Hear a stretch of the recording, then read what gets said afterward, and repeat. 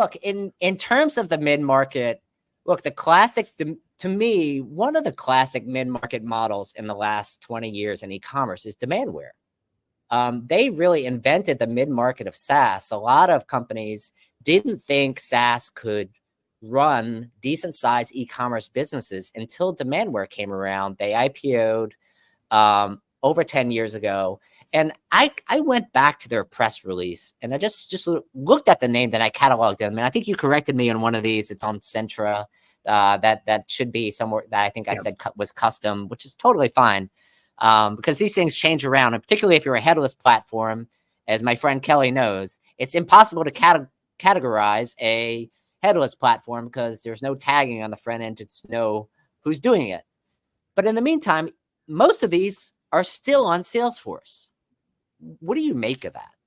I mean, I make of it that Salesforce is giving it away for free and they're desperate to retain the logos. I mean, some of it's just inertia. CEOs would rather gnaw off their own arm rather than re-platform. I think that's part of it.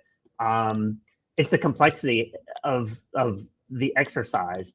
And what's funny to me though is how many of those customers are using other Salesforce clouds? How many of those people are exact target customers? How many of those people are using the other bits of it? I mean, Sales Cloud?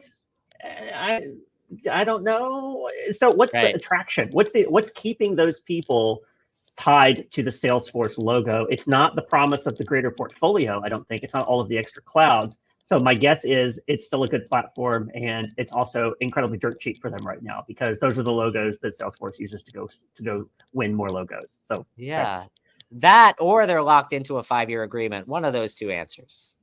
Well, I mean, why not? Yes. Yeah. Why not both? There's the both and. You know what you said. It is really difficult to go on that endeavor, and in terms of the re-platform. And if your tech ain't really broke, do you have to fix it? So I guess the question is also how broke is the tech?